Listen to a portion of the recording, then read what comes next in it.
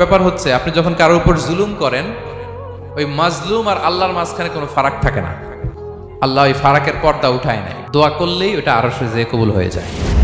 খবরদার, মজলুমের কান্না কখনো বৃথা যায় না। জীবনের কোনো না কোনো সময়ে এর প্রায়শ্চিত্ত আপনাকে করতে হবে। জীবনের কোনো না কোনো সময়ে এর প্রায়শ্চিত্ত করে আপনাকে মরতে হবে। বদদোয়া করছে, ডাইরেক্ট কবুল।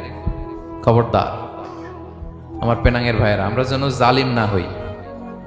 In it's any form, operation in it's any form, যেই কোনো ভাবে, যেই কোনো ক্ষেত্রে, যেই কোনো ধরনের হইতে পারে জুলুম। কাউকে আপনি ছোট্ট কোনো কাজে ঠকালেন, বন্টন নীতিতে ঠকালেন, হ্যাঁ, জমি মেরে দিয়ে ঠকালেন, আমানত মেরে দিয়ে ঠকালেন, ইন ইটস এনি ফর্ম যদি জুলুম করে থাকেন, খবরদার, মজলুমের কান্না কখনো বৃথা যায় না।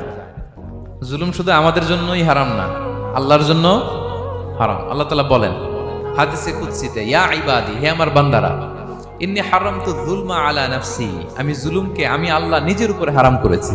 ওয়া জাআলতুহু বাইনাকুম মুহাররামা, এবং এই জুলুমকে তোমাদের উপর হারাম করেছি। ফালা তাযালামু, তোমরা একে অপরের উপর জুলুম করো না।